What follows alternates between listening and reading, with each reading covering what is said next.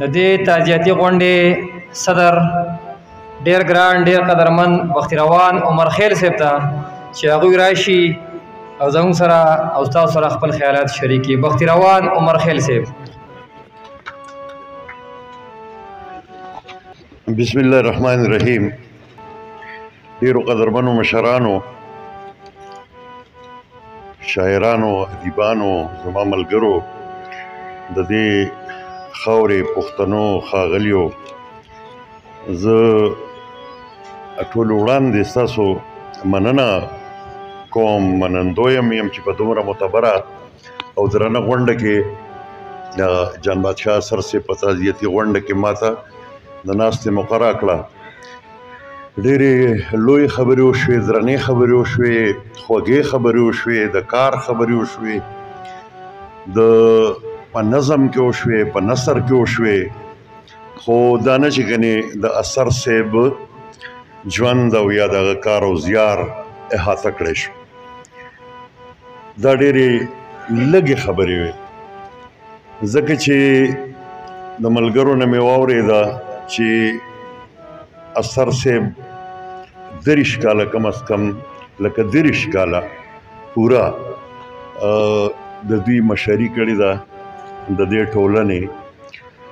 نو 30 کاله په خپلې ډېرې معتبرې هندسې دي خان ماما، 30 کاله ډېرې درنې او معتبرې او مبارکې هندسې دي. 30 کاله د مشري کړې ده. بیا ما اورېدې چې دوی په 80 کاله کې د دوی رحلت وشو. نو چې د ده ذهن پوخ شوی وي یا موږ چې ګورو د خپلو تجربو نه تېر شوي یو، نو په دې باقي ژوندانه کې به ده 40 کاله به ده د ادب سره د شعر و ادب سره تېر کړي. نو دا ټول چې راجمع کړي نو دا 30-35 کاله جوړېږي. نو دا بیا ډېرې معتبرې هندسې دي او ډېر لوی عمر دی. همدغه برکت دی چې په دې کلي کې په دې علاقه کې به ډېر معتبر خلک، لوی خلک، خانداني خلک به مړه شوي وفات شوي وي، خو داسې غونډې به نه وي شوې چې د هغوی په ژوندانه باندې خلک خبره اترې وکړي، د هغوی په کار باندې، د هغوی په کړه وړه باندې، د هغه ټول په کردار باندې، او هغوی ته یو خراج تحسین وړاندې کړي. نو دا هم ډېره لویه خبره ده چې د ژوند د داسې خلکو سره تېر کړی و یا په داسې ډله کې یې تېر کړی و چې هغې دې په ژوند څه چې د ژوند د پسې هم وستایو.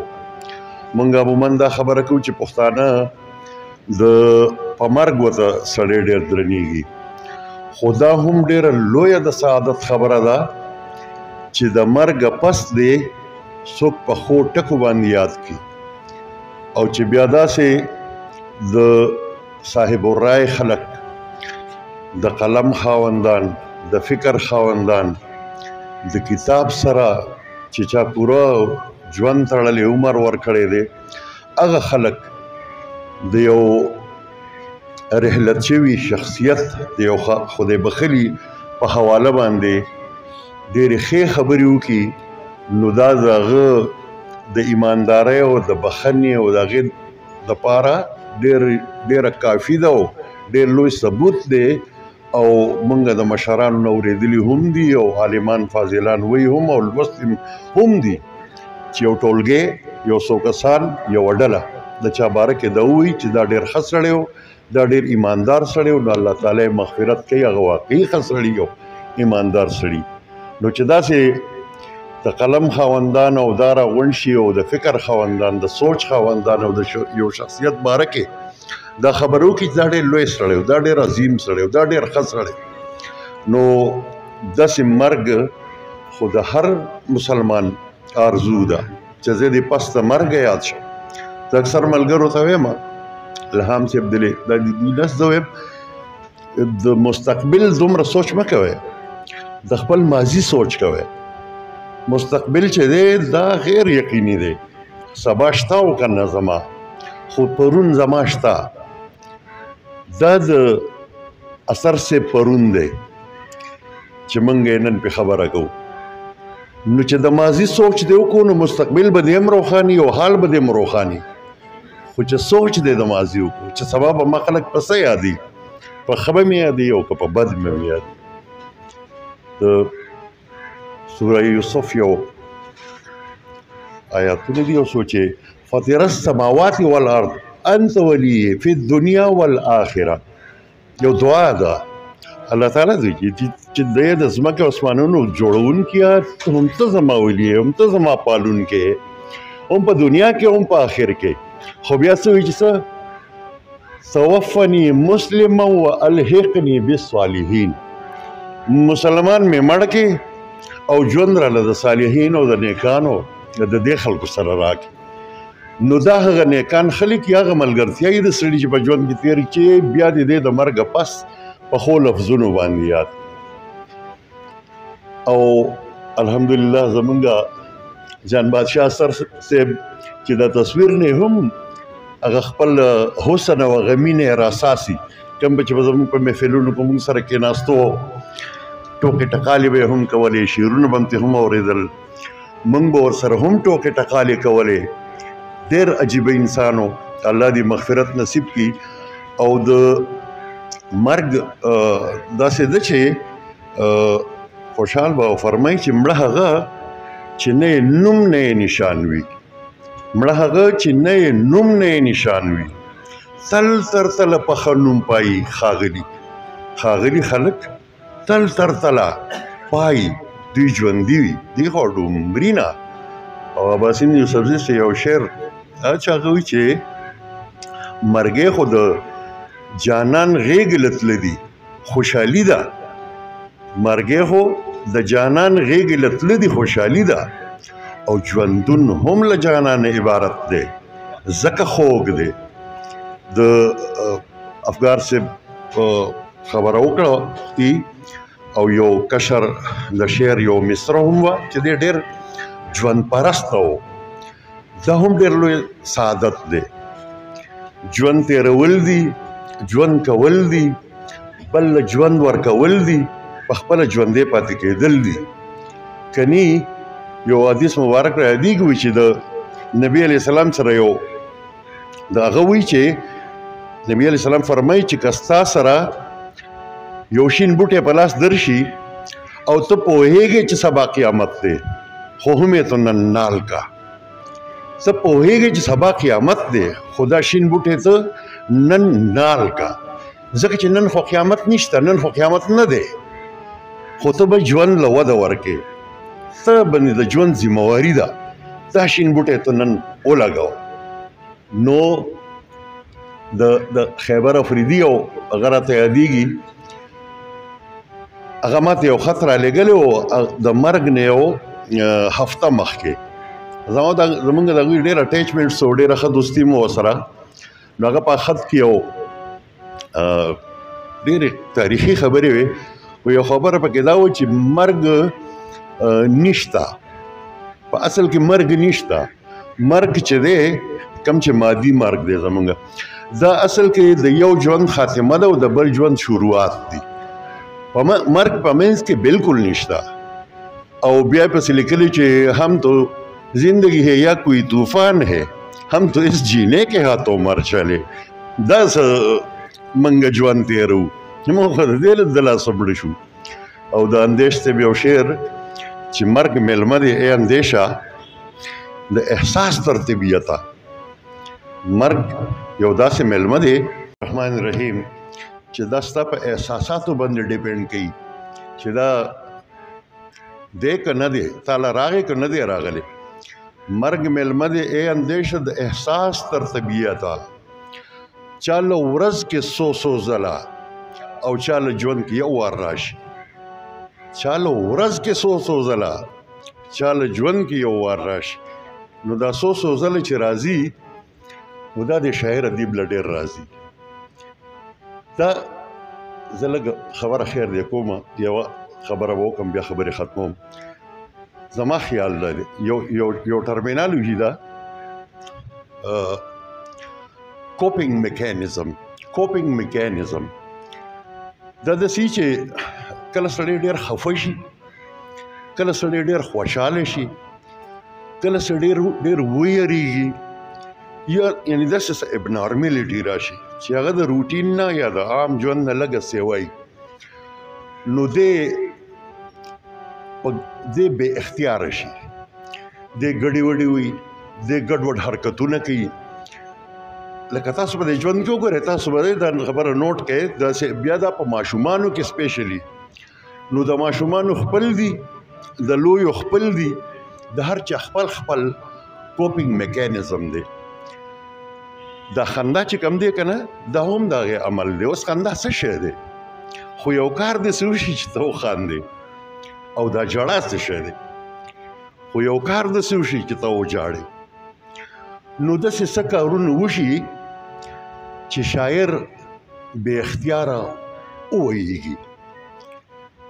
دا هغه خبرې نه وي، د دغه خبرې نه وي چې ده پلان کړي یو، دی به وایي چې زه به دا کوم، زه به دا کوم. هغې کې دم خم نه وي، هغه بیا زما په شان داسې ګډې وډې خبرې. خو هغه چې شعر شي، نو هغه د کوپینګ میکانیزم ریزلټ دی چې څه داسې غیر د کارونه وشوه چې د قبولیت نه لري، نو که هغه د خوشحالۍ هم وي، که د خفګان هم وي، که د یرې هم وي، که د راتلونکي د مستقبل هم وي، که زمونږ د تېرې ماضي هم وي، نو بیا په پښتنو باندې خو دا نمونه وختونه ډېر ځي راځي. نو ځکه شاعري چې ده، نو دا په پښتنو کې سیوا ده. عموما موږ وایو که نه چې د پښتنو کې بس شعر دی، دا وجه دا ده چې دا دې ترې لرې کړه، نو پښتنو سره به شعر هم پاتې نه شي. او ځکه زمونږ حمید خان صاحب د پښتنو په شعر کې چې کومه فلسفي ده، د پښتنو سره چې کوم موضوعات دي، دا د دنیا په یوه ژبه کې نشته. د خیبر افریدي یو شعر درته وایم، ستا د دغه یو فلسفي درته وایم، دوه شعره به درته ووایم. یو دا چې د چینار لاندې چینه د جوړې وچه، د چینار لاندې چینه د جوړې وچه، چې شینکې راټوکېدلی دی په لار کې. دا یو فلسفي ده. د چینار لاندې چینه د جوړې وچه، چې شینکې راټوکېدلی دی په لار کې. اوس په دې جوړې ټکي کې دې کې شک اچولی دی چې چینه په حقیقت کې وچه یا ده او یا نه ده. خو اټ مینس چې په دې لاره کې دا د غره کې، نو زما په خیال چې دا چینه وچه ده، څوک پې نه ځي راځي. ښه نو چینه وچه ده ځکه څوک نه ځي راځي که نه؟ زمونږ کلتور هغه شان نه دی چې اوس پې دې پیغلې چینې ته لاړې شي وبوله که نه؟ دومره یره خوره شوې ده چې څوک د کورونو نه راځي، هغه غره ته نه خیږي. داسې بلا سوالونه په دې یوه جوړې کې راوځي، او په دې یو شعر کې راځي. دا زما د پښتون شعر فلسفي ده. خیبر سے بل یو شعر وی چې خزان هم په یو رنګ کې دی د حسن ترجمان، خزان هم په یو رنګ کې دی د حسن ترجمان. دا بعضې خویه ونې خو بربنډې خوښوو، دا بعضې خویه ونې خو بربنډې خوښوو. دا د خیبر سے یو بل شعر راځي چې بخښنه غواړم ستاسو وخت تلمه، خو هغه وی خان ماما زمونږ خو ټولو ناسته ولاړ یو ځای ده، یو شان ده، یو ګپ لګو، یو محفلونه د یو ایډیالوژي د یو تصور هم دی. خیبر صاحب هم د دغه فکر ملګری و. کله چې مونږ د خپل عقل او د خپل حد نه واوړو، کم سوچونه بیا کوو، نو په هغې کې بیا مونږ څوک خطایي او څوک رسایي، او خطا ورته نه شي ویلی. او دې کې د قرآن دوه دغه دي، یو ته محکمات وي، یو ته متشابهات وي. دا په دوه حصو تقسیم دی. محکماتو کې ډېرې ښکاره خبرې دا کوئ او دا مه کوئ. متشابهاتو کې داسې دي چې ته به ترې خپله معنا لې او زه به ترې خپله معنا لم. ستا د هم ټیک کېدی شي او زما د هم ټیک کېدی، او ستا د هم غلطه کېدی شي او زما د هم غلطه کېدی شي. اوس فرض کړو د الف لام میم نه به زه څه معنا لم، څوک به دې سالي، یا داسې نور، یا د الله تعالی لاس، یا د الله تعالی مخ، یا د الله تعالی سترګې. دا متشابهات دي. اوس زه به هغه شی تصور کوم، امیجنایز کوم چې کوم ما لیدلي، نو دا زما د عقل او زما د سوچ او زما د مشاهدې او دې نه بالا خبرې دي. نو خیبر صاحب هغه شعر وایي چې په کائنات کې توازن دی ولې تپوس کې چې په دې پوره کائنات کې دا توازن ولې دی په پوره کائنات کې دا توازن ولې دی دا سوال دی. نو بیا بله مصره وایي چې په دې یعنې په دې خبره په دې زما او د الحاد نشي د الحاد سره زما اختلاف په دې دی چې په کائنات کې دا توازن څوک راولي دا د چا کار دی دا توازن پکې چا راوستی دی داسې څوک شته چې هغه دا متوازن نظام یې جوړ کړی دی دا زمونږ ستوره سپوږمۍ او دا کم چې مونږ وینو دا پوره. نو په کائنات کې توازن دی ولې په کائنات کې توازن دی ولې په دې زما او د الحاد نشي. کتاب ډېر ضروری دی ډاکټر صاحب زما او د اثر صاحب یو قدر مشترک دی چې نه د دو کتاب او نه زما کتاب شته. پرونه ته یو کشر یو بچي مې راته کال وکړو د مینګورې نه چې سوات وي چې زه د سوات د کم پوهنتون طالب علم یم او د بي اس د اووم سیمسټر او زه غواړم چې زه په تاسو باندې خپل تیسس ولیکم. نو ما ورته بیا خبرې ته خو ډېر زیات خوشحاله شوم خو ډېر زیات ورته خفه شوم چې زما سره داسې هیڅ نشته چې ته یې په ثبوت کې راوړې. هغه به یا زه اورېدلی یم او یا به یې چېرته کې د ملګرو د خولې نه اکثر خبرې کوي.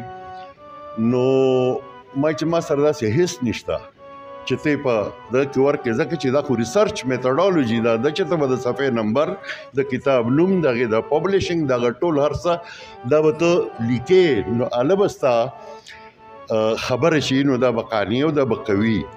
نو که ته اوس وایې چې د هوا خبرې کې نو د هوا خبرې نه چلیږي نو زه ستا جذبې احترام کوم خو ته بل څوک ځان له وټاکه. نو همدغه خبره ده چې د اثر صاحب کتاب ضروری دی زما دا دی یا نه دی دا خو مې په کسې بټوین د لاین خبره راوسته خو دا ضروري دی چې که سبا څوک خبره کوي نو چې د یو ځای نه په دلیل کولی شي. داسې نه دی د هوایي خبرې ډېرې شوي هم دي او کېږي هم. نو په دغه مرسته کې انشاءالله او زما ته خو پته هم نه لګي چې څنګه چل دی او څنګه نه دی خو ملګري خبر دي. زه دغه د پی ان سی اے د بی او جي ممبر هم یم نو چې زما نه څومره کېدی شي د ټولو په ما باندې فرض زما اواز څومره تللی شو څومره توانا او ما څه کولی شوه نو انشاءالله چې زه به بې تپوس او بې درېغ او خامخا به کوم او که نه نو ما مخکې اعلان کړی که څه مې نه شوه کولی نو څادر به مې د په اوږې ښودي په هغه ورځ انشاءالله دا به تاسو ته ښیم او ستاسو نوم به اوچتوم د خیره انشاءالله چې زما نه څومره کېدی شي. او نورې هم ډېرې خبرې دي خو هغه به ما او امید صاحب بیا چېرته وکړو ټیک شو. الله هم خوشحاله لره ډېره مننه.